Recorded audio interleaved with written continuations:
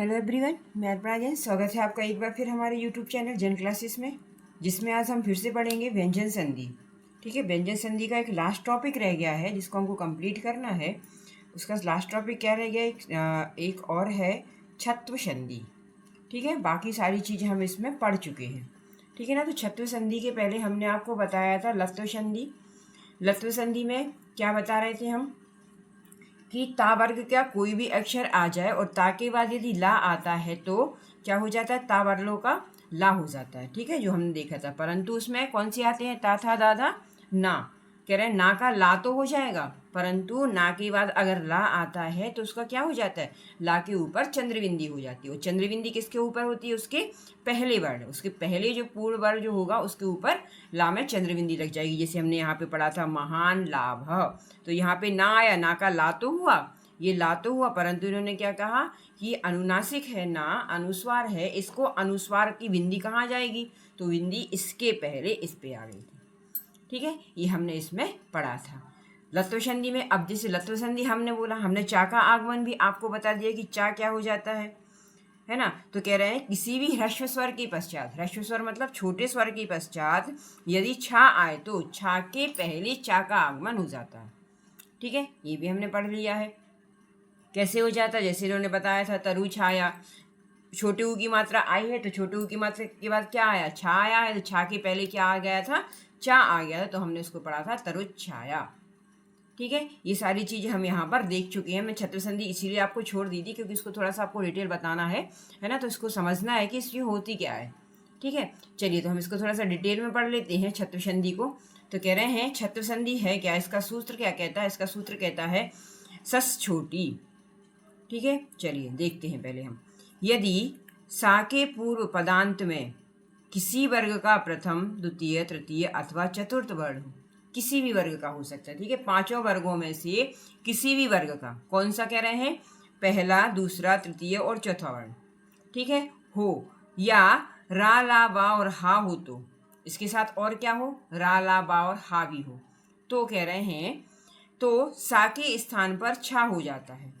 क्या कह रहे हैं, तो छा के स्थान पर क्या हो जाएगा, सा के स्थान पर छा हो जाएगा। मतलब इसमें किसकी प्रधानता बताएंगे अब हम, छत्व की, छा की सत्व। देखो हमने भी जितनी भी संधि पढ़ी है, जैसे हमने लत्व संधि पढ़ी तो उसमें ला की प्रधानता बता दी, जसत संधि पढ़ी थी तो उसमें जस की प्रधानता बता दी थी, चरत्व संधि पढ़ी थी तो उसमें चा की प्रधानता बता दी थी। ऐसे ही इन्होंने यहाँ पे कहा है छत्व संधि, मतलब इसमें किसकी प्रधानता बताना है, हमको छा की प्रधानता बताना है। मगर छा होगा कब, तो कह रहे हैं पांचों वर्गों में से, देखो किसी भी वर्ग का हो सकता है। इसमें यहाँ पे दिया यदि सा के पूर्व पदांत में, पद के अंत में क्या हो, किसी भी वर्ग का प्रथम द्वितीय तृतीय अथवा चतुर्थ वर्ण हो। मतलब जैसे हम इसको कहें कि छल हो, छल मतलब हम समझते हैं क्या होता है, छल मतलब क्या होता है, 24 वर्ण जो हमने आपको बताए हैं, का खा गा घा चा छा जा झा टा ठा डा ढा ता था दा था ना, है ना। तो ये सब क्या कहलाते हैं, छल कहलाते हैं। तो इन्होंने यहाँ पे कहा है, देखो छल देख लेते हैं पहले हम, छल किसको कहते हैं, छत्व संधि में आपको बताना है, छा की प्रधानता बतानी है। तो पहले हम ये देख लें छल संधि में कौन कौन से, तो उन्होंने कहा किसी भी वर्ग का, किसी भी वर्ग का मतलब क च ट ता और पा वर्ग का। ठीक है, इनके चारों अक्षर, ये पहला हो गया, फिर का खा गा घा, ठीक, चा चा छा चा छा जा और झा, ठीक है, टा ठा डा और ढा, ता था दा धा, और पा फा बा और भा। ठीक है, ये सब क्या है, सारे व्यंजन है ना। तो कह रहे हैं इसके होने पर, और इसके साथ और क्या कह रहे हैं, ये कह रहे हैं ये हो और क्या हो साथ में, रा ला बा या, रा ला बा और हा, ये भी हो। ठीक है, तो कह रहे हैं इनके होने पर क्या कह रहे हैं, अथवा हा ओ तो सा के स्थान पर छा हो जाता है। अगर ये वर्ण आते हैं तो इसके बाद क्या हो जाएगा, इन वर्णों के बाद एक क्या हो जाएगा, सा हो जाएगा। ठीक है, इतना हमें समझ लिया।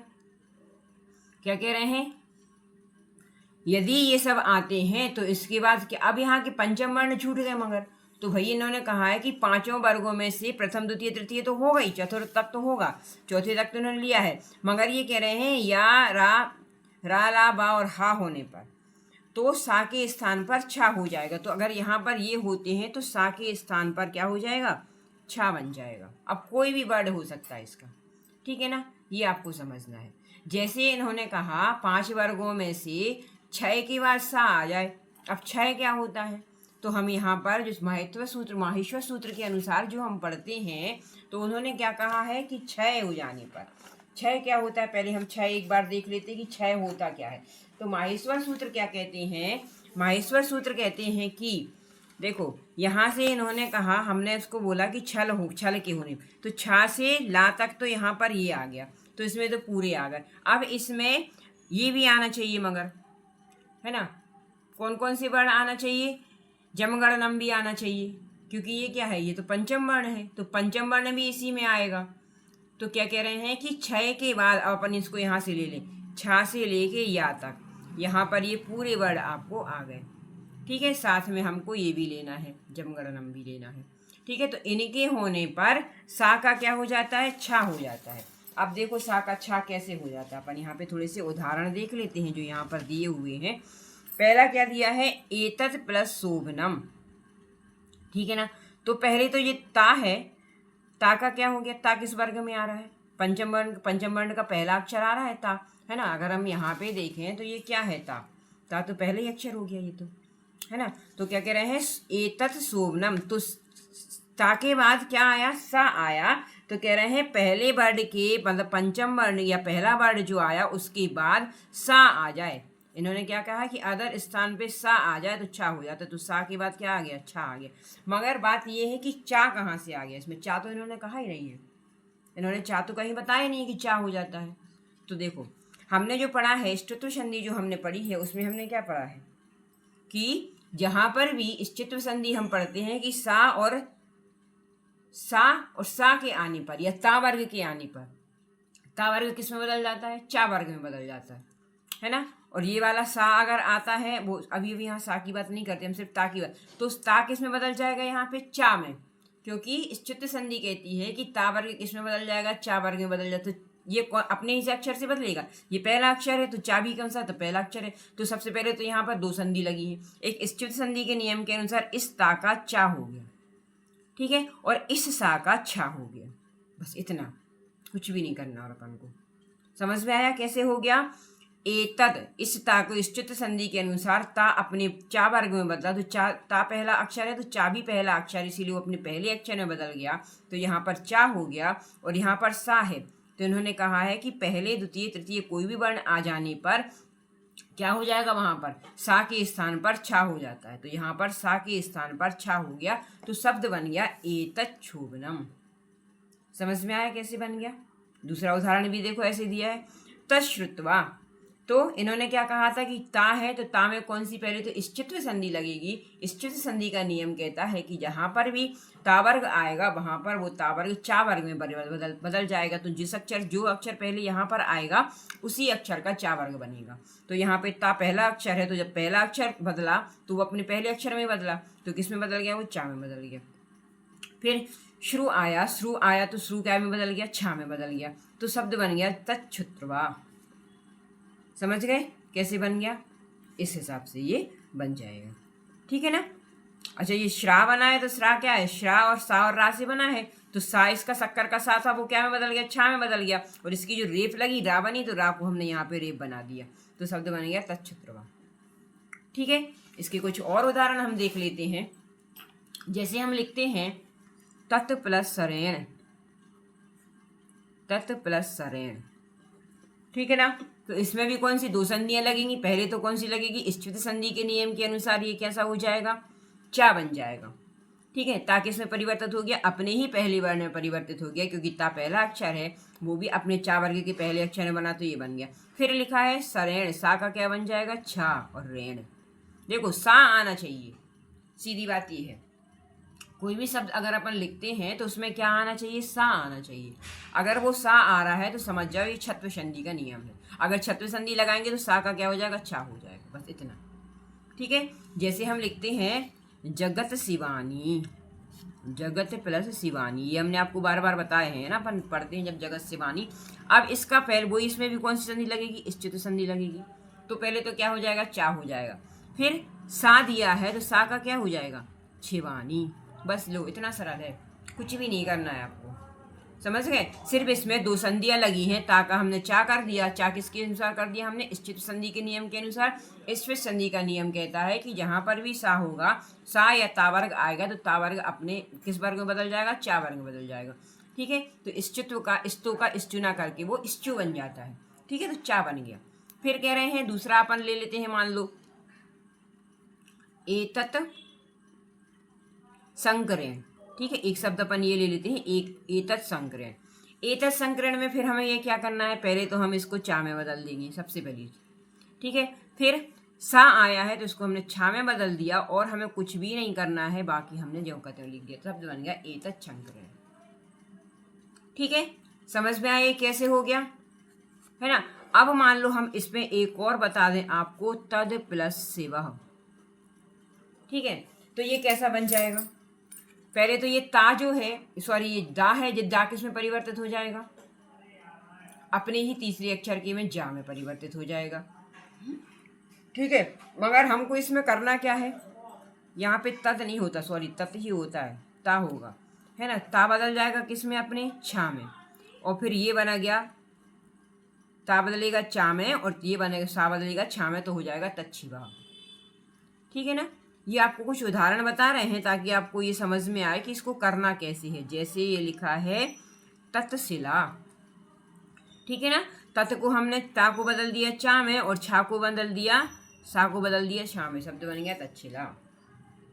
ठीक है, समझ में आया। तो ये कैसे करना है, पहले अब तो आप ये देखेंगे कि यहाँ पर चारों वर्गों पांचों वर्गों के चार चार अक्षर और उसके साथ रा ला और हावा होने पर भी उसमें करते, फिर बदलेगा सा में, और सा जब इनसे मेल होगा तो बदल जाएगा वो छा में। जहां पर भी सा आएगा उसको हम किसमें बदल देंगे, छा में। ये कहती है छत्व संधि, मतलब इसमें किसका बोलबाला चाहिए हमको, छा का, बस इतना। ठीक है, समझ में आया।